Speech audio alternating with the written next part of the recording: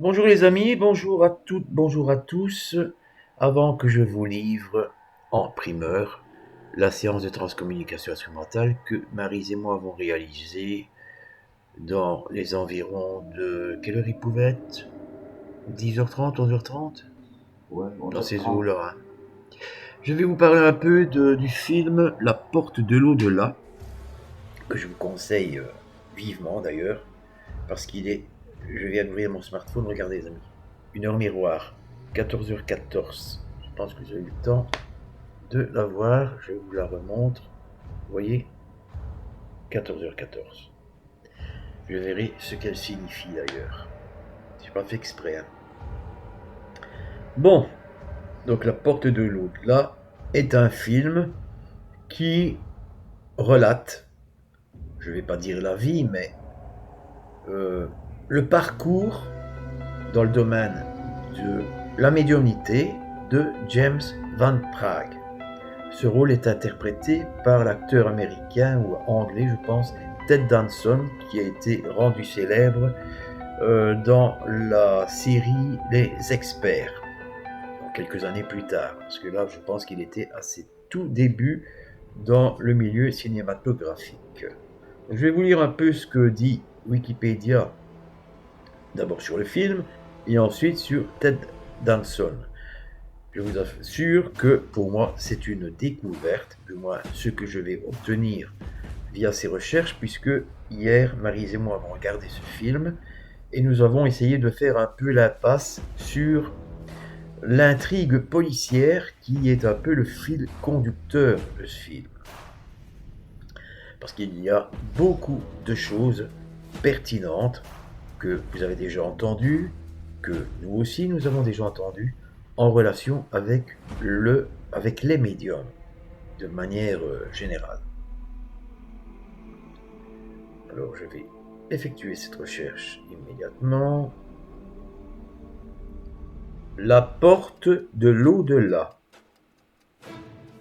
Selon Wikipédia, Apparition ou la porte de l'au-delà est une mini-série dramatique américaine réalisée par Stephen Gyllenhaal, diffusée en 2002. Ça fait déjà une petite vingtaine d'années. Je vais donc, date de sortie, 28 avril 2002. Réalisateur, donc Stephen Gyllenhaal. Titre original, Living with the Dead, Talking to Heaven. Alors, que nous dit Wikipédia au sujet, non pas du film, mais plutôt de l'acteur principal de ce film?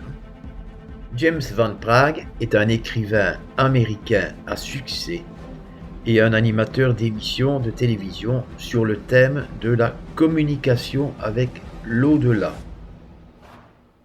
Il se présente comme médium professionnel. Il utilise particulièrement la lecture chaude. Je ne sais pas ce que c'est, nous allons vérifier ensemble sur Wikipédia. Biographie. James Van Praagh est né le 23 août 1958 à Bayside, État de New York. Après des études en communication à Los Angeles, il rencontre un soi-disant médium qui l'incite à développer ses propres aptitudes naturelles dans le domaine de la communication avec les esprits. James Van Praagh commence par vivre de prestations privées pendant lesquelles il transmet des messages qu'il affirme venir de parents ou d'amis décédés. Cela apparaît très clairement dans le film. Il organise ensuite la même activité dans des salles de conférences devant un plus large public. En 2002 et 2003, il anime sa propre émission de télévision Beyond with Van Praagh, durant laquelle il continue à transmettre des informations personnelles aux membres de l'assistance. Informations censées provenir de personnes décédées. En association avec la chaîne de télévision CBS, Il aide à produire des mini-séries comme Living with the Dead et The Dead Will Tell, ce qui signifie les morts diront, les morts s'exprimeront. Il devient ensuite un des coproducteurs de la série Ghost Whisperer. Je le découvre. Je n'ai jamais vraiment été accro à cette série, mais je vois qu'il y a certainement des liens à faire entre ce film et la série Ghost Whisperer.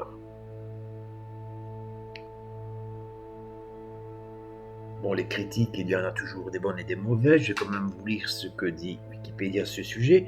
Comme tous les médiums célèbres, James Van Praagh est régulièrement critiqué par des sceptiques qui démontrent que parmi les milliers de messages transmis, certaines affirmations sont carrément fausses, inexactes ou non vérifiables. James Van Praagh rétorque que, selon les circonstances, il perçoit plus ou moins bien les esprits et que cela entraîne des erreurs dans sa compréhension des messages.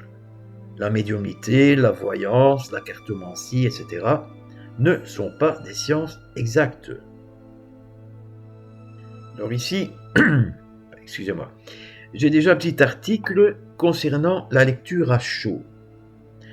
Dans le magazine américain Skeptic, Michael Shermer a déclaré que des producteurs de télévision ont confirmé que Van Praagh utilise des techniques de lecture à chaud. Alors, qu'est-ce que ça signifie, tout cela? J'essaie de comprendre en même temps que vous, les amis. L'enquêteur sceptique, Joey Nickel, pense aussi que Van Praagh utilise des techniques telles que la lecture à chaud. Les émissions sont éditées avant d'être diffusées pour montrer uniquement ce qui semble fonctionner et supprimer tout ce qui ne reflète pas la médiumnité. Puis il a été question de lecture à froid. C'est quand même étonnant tout cela.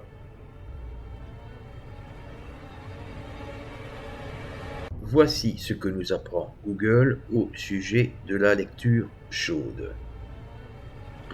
La lecture chaude est habituellement utilisée en complément de la lecture à froid, lorsqu'aucune information recueillie auparavant n'est utilisée, et peut expliquer comment un médium peut obtenir une information précise, correcte. Vous n'êtes pas beaucoup jusqu'à présent tout ça, les amis. La lecture à chaud, contrairement à la lecture à froid, consiste en l'utilisation de connaissances préalables dans des spectacles de magie de type lecture de pensée ou dans d'autres contextes. La lecture à chaud, hot reading en anglais, contrairement à la lecture à froid, consiste en l'utilisation de connaissances préalables dans des spectacles de magie de type lecture de pensée. Lecture de pensée, je me demande si ce n'est pas du mentalisme. Ou dans d'autres contextes. Ces informations peuvent être obtenues de divers moyens tels que des recherches de fond ou des conversations entendues, en laissant penser le destinataire que le lecteur n'a pas ces informations. La lecture chaude est habituellement utilisée en complément de la lecture à froid, lorsqu'aucune information recueillie auparavant n'est utilisée, et peut expliquer comment un médium peut obtenir une information précise, correcte. Certains médiums médiatisés utilisent cette technique conjointement avec de la lecture à froid. Les médiums peuvent demander aux clients de planifier leur venue à l'avance, afin d'avoir le temps de collecter des informations à l'aide de collaborateurs, se présentant comme des religieux missionnaires, des vendeurs de magazines ou d'autres rôles similaires. De tels visiteurs peuvent acquérir une compréhension large de la personne en examinant leur maison ou les billets pour un spectacle à venir, ont pu être envoyés. Le prétendu psychique peut ensuite être informé des informations collectées et savoir où la personne va s'asseoir dans l'auditoire. Donc attention, il s'agit ici, je pense, de faire le distinguo entre les vrais médiums et les charlatans. Parce que si vous envoyez, je vous dis comme je le comprends, je suis peut-être carrément côté de la plaque.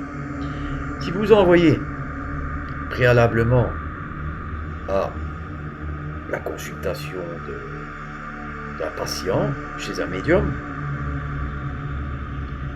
une équipe de, on va dire, pas de démarcheurs, mais de curieux, qui vont à la demande du médium, chez le patient qu'il devra voir, et qui, avec finesse, avec psychologie,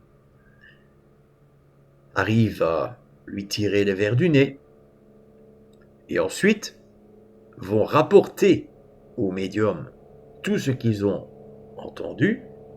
Eh bien, lorsque le patient en question, qui se sera fait piéger, viendra voir le médium en question, aura vraiment l'impression que le médium lui apprend des choses. Or, ces choses, il les aura déjà dites préalablement. Maintenant, je ne sais pas si cela fonctionne de cette manière, de façon générale, chez les médiums qui sont des charlatans, du moins pour ceux qui sont des charlatans, c'est fort possible, je n'en sais rien puisque je ne suis pas médium moi-même. Il m'arrive, comme tout un chacun, d'avoir de temps à autre l'un ou l'autre flash. Je ne sais pas si j'en ai parlé dernièrement, lorsque j'ai fait la séance de transcommunication instrumentale pour Joël, qui se reconnaîtra. Quand je lui ai parlé de plage, de sable, elle m'a écrit qu'effectivement, elle avait vécu à Cannes. Cannes est dans le sud de la France, et effectivement, il y a la mer, la plage, etc. Voilà. Donc les amis, c'est de la théorie tout cela, donc je pense qu'il faut être de toute façon vigilant. Est-ce que James Van Praagh était un médium sérieux? Peut-être. Toujours est-il que le film me semble convaincant. Il a paru de même à Maryse, et qu'il est même possible, en se remuant les ménages, de faire des liens, de créer des passerelles entre la partie purement médiumnique de ce film et le film Nos Solars. Voilà, c'est une interprétation tout à fait personnelle, bien entendu. Donc les amis, n'hésitez pas en commentaire à me dire ce que vous pensez de tout cela. Maintenant, je ne crois pas que les termes lecture chaude, lecture froide ont vraiment une grande importance. C'est plutôt la réalité qui se cache sous ces narratifs qui importent. Voilà, c'est une question d'honnêteté. Si vous envoyez des éclaireurs avant de recevoir quelqu'un en consultation, pour autant que vous soyez médium, bien sûr, vous n'êtes plus médium du tout. Vous êtes charlatan à ce moment-là. Vous trompez la personne que vous recevrez pour consultation. Voilà. Sur ce, les amis, j'espère que cette petite lecture et mon incertitude, de toute façon, vous savez toutes et tous que je fais ce que je peux, que je n'ai pas la vérité infuse, et que je peux très bien me tromper, parce que c'est un univers que j'ai découvert avec Maryse il y a quelques années, quand nous avons commencé à enquêter en 1999, j'ai encore des conneries moi, en 2019, plus précisément, dans le grenier de ma mère, nous avons commencé à nous intéresser au paranormal, et ensuite est venue progressivement la transcommunication instrumentale. Sur ce, les amis, je vous laisse toutes et tous de la caméra, mais pas du cœur. À bientôt. Tchuss.